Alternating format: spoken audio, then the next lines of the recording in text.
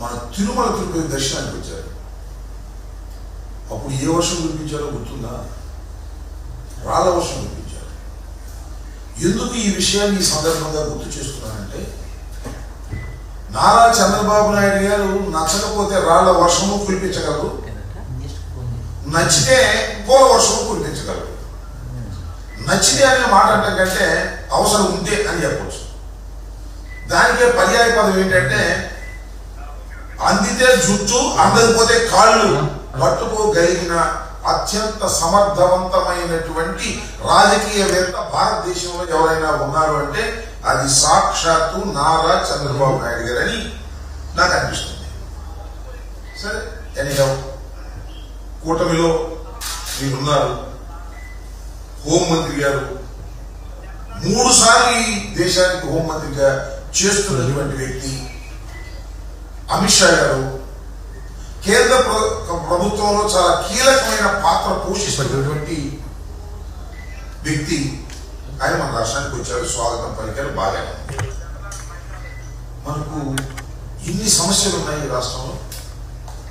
సమస్యల పుట్ట ఎందుకు అంటున్నానంటే, మనం విభజన జరిగి 11 సంవత్సరాలు అవుతుంది. అనేక సమస్యలు అపరిష్కృతంగా ఉన్నాయి. కృష్ణా జిల్లాలకు సంబంధించి అపరిష్కృతంగా ఉన్నాయి. జగన్మోహన్ రెడ్డి గారి టైంలో 8,000 కోట్ల రూపాయలు విద్యుత్ బకాయిలు మనకు తెలంగాణ నుంచి రావాల్సి ఉంటే దాన్ని కొలిక్కి తీసుకొచ్చి కేంద్ర ప్రభుత్వం చేత తక్షణమే ఇవ్వమని చెప్పేసి ఆదేశాలు కూడా ఇవ్వడం జరిగింది, ఆర్డర్స్ కూడా ఇవ్వడం జరిగింది. అఫ్ కోర్స్ దాన్ని కోర్టులోకి వెళ్ళారు.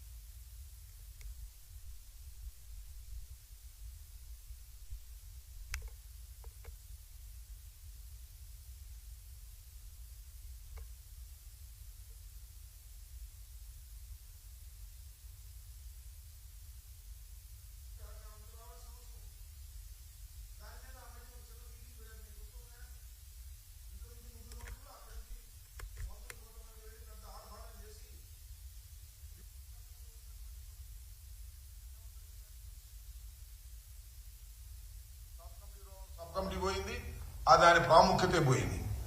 ఇలాంటి సమస్యలు అనేకమైనవి పెండింగ్ లో ఉన్నటువంటి తరుణంలో అమిత్ షా గారు మన రాష్ట్రం వచ్చినప్పుడు ఆ సమస్యల మీద దృష్టి పెట్టి ఎంతో కొంత పరిష్కార మార్గాలని అన్వేషించవలసినటువంటి తరుణంలో మరి ఆయనకంట బ్రహ్మాండాన్ని విందించారంట. విందించి కరగట్టు పక్కన ఉన్నటువంటి ఒక అత్యంత అందమైన భవనంలోకి తీసుకువెళ్లి కృష్ణానది ఒడ్డున వారికి విందు చేసి అటు నుంచి చూస్తుంటే అక్కడ కనకదుర్గమ్మ వారు దర్శనమిస్తున్నటువంటి ప్రదేశంలో వారికి విందించి చాలా విషయాలు మాట్లాడారంట. ఏ విషయాలు మాట్లాడారో తెలుసా మీకు? ఇవాళ వాళ్ళ పత్రికలో రాశారు. జగన్మోహన్ రెడ్డి గారి ప్యాలెస్ల గురించి మాట్లాడారంట. సమస్యలన్నీ పోయినాయి.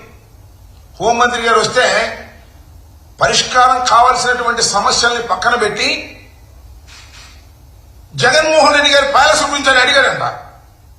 వీళ్ళు చెప్పారంట, ఆయనకి బెంగళూరులో పాలసీలు ఉన్నాయండి, తాడేపల్లిలో పాలసీ ఉందండి, హైదరాబాద్లో ప్యాలెస్ ఉందండి, పులివెందుల్లో ప్యాలెస్లు ఉన్నాయండి.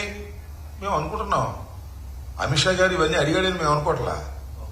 వీళ్ళు రాయటం మాత్రం ప్రచారం. ఏ సందు దొరికినా జగన్మోహన్ రెడ్డి గారి మీద బుర్ర జల్లుదాం. నా చిన్నప్పుడు ఒక కథ ఉండేది, ఆవు కథ అని. ఏ వ్యాసంలో చెప్పినా ఆ గురువు గారు ఆవు కథ రాసేవాడు. విమాన ప్రయాణం గురించి రాయమన్నారంట. విమాన ప్రయాణం చేస్తున్నాను, కిటికీ పక్క నుంచి కిందకు చూశాను, ఆవు కనపడింది, ఆవు తెల్లగా ఉన్నాను, ఆవు పాలించను. ఈ రకంగా ఆవు కథలాగా జగన్మోహన్ రెడ్డి గారి మీద బురద జల్లేటటువంటి కార్యక్రమాలు చేసేటటువంటి పద్ధతుల్లోనే ఇవాళ అమిత్ షా గారు లాంటి వ్యక్తి వస్తే, హోంమంత్రి వస్తే ఆ సమస్యల పరిష్కారం కోసం కాకోకుండా, రాష్ట్ర సమస్యల పరిష్కారం కోసం కాకోకుండా జగన్మోహన్ రెడ్డి గారి మీద బురదలేటటువంటి రాతలు రాయటం కోసం ఉపయోగించుకున్నారు అనేది నా అంశం. ఇక్కడ రెండో అంశం ఏంటంటే, అయ్యా చంద్రబాబు నాయుడు గారు మీరు అమిత్ షా గారిని తీసుకెళ్లారు, బాగానే ఉంది. ఎక్కడ తీసుకెళ్లారండి? ఎవరింటికి తీసుకెళ్లారండి? మీరు మీ ఇంటికి తీసుకెళ్లారా? అసలు నిర్మాణం ఏంటి? లింగం లేని వారిదిగా మీ ఒక భాషలో ఒకసారి చెప్పింది అది లింగం లేని వారిది, రెండవది అది మనం ఎక్విజేషన్ లో తీసుకున్నాం అని రెండవది పూలింగ్ లో. అసలు ఎవరిదా ఇల్లు?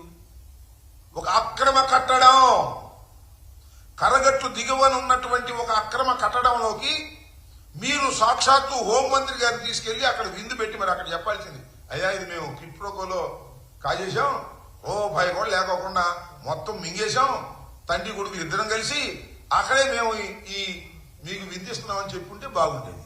అంతేకాదు మన గొడవలు వచ్చినప్పుడు అండి మొత్తం మా బెడ్లన్నీ తడిసిపోయినాయి, మా కింద ఫ్లోర్ అంతా తడిసిపోయింది, మీరు కూర్చున్నటువంటి ప్రదేశంలోనే 5 అడుగుల నీరు ఎక్కింది. తల్లి లాంటి కృష్ణమ్మను ఆక్రమించుకొని అక్కడ మేము నివసిస్తున్నాము అని చెప్పవలసిన మీరు జగన్మోహన్ రెడ్డి గారి ప్యాలెస్ గురించి మాట్లాడారంట.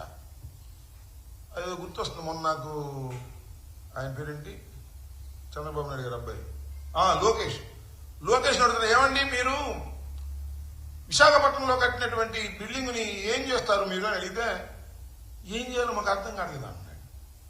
ప్రభుత్వ స్థలాల్లో ప్రభుత్వంతో కట్టించినటువంటి భూముల్ని కాదు బంగళాలని ఏం చేయాలో అర్థం కావట్లేదంట. నాకు సామెత గుర్తొచ్చింది, మోటోడికి ముగింపు ఇస్తే ఏం చేశాడు అట్ట ఉంది వ్యవహారం. ఒక అద్భుతమైనటువంటి కట్టడాన్ని, ప్రభుత్వ కట్టడాన్ని జగన్మోహన్ రెడ్డి గారు నిర్మించి ప్రభుత్వానికి ఇస్తే ఆ కట్టడాన్ని ఏం చేసుకోవాలో అర్థం కానటువంటి దౌర్భాగ్యమైనటువంటి పరిస్థితుల్లో మీరుండి జగన్మోహన్ రెడ్డి గారి మీద బురద జల్లుతున్నారు. జగన్మోహన్ రెడ్డి గారి నివాసం అంటది, జగన్మోహన్ రెడ్డి గారి నివాసం ఇది ఇక్కడ ఉంది తాడేపల్లిలో, హైదరాబాద్ లో కూడా ఉంది, బెంగళూరులో కూడా ఉంది. దానికంటే 50 గదులంట 100 గదులంట ఏదో కథలు ఉన్నాయి కదా అని చెప్పి పత్రికలు మీ ఇష్టం నుంచి రాసేసుకుంటున్నారు. మీరు చెప్పాల్సింది అది కాదు, అయ్యా మాకు హైదరాబాద్ లో ఇల్లు ఉంది. ఎవరికన్నా చూపించారు హైదరాబాద్ ఇల్లు? ఇంతవరకు చంద్రబాబు నాయుడు గారు ఇల్లు కట్టుకున్న ఇల్లు హైదరాబాద్ లో ఎవరికైనా చూపించారా? జగన్మోహన్ రెడ్డి గారు తాడేపల్లిలో ఇల్లు కట్టుకున్నారు, వస్తున్నారు జనం, తండాలుగా వస్తున్నారు, వెళ్తున్నారు. ఇవాళే కాదు, ప్రారంభించిన రోజు కూడా వందలాది మంది కార్యకర్తలను పిలిచి ఇక్కడ ప్రారంభోత్సవం చేశాం. ఏమండి చంద్రబాబు నాయుడు గారు హైదరాబాద్ లో మీరు ఇల్లు కట్టుకున్నారు కదా, ఎవరికన్నా భోజనం పెట్టారండి హైదరాబాద్ లో ఇంటికి పిలిచి? అసలు హైదరాబాద్ ఇల్లు ఏంటో చూపించారా? హైదరాబాద్ లో ఎంత విలాసవంతమైనటువంటి రాష్ట్రమైనటువంటి ఇల్లు కట్టుకుని మీరు దాన్ని ఇవాళ జగన్మోహన్ రెడ్డి గారిని విమర్శిస్తున్నారు. జగన్మోహన్ రెడ్డి గారు ఎక్కడా కూడా క్విట్ ప్రోకోలో ఇల్లు తీసుకోలేదని మనం చేస్తున్నాం.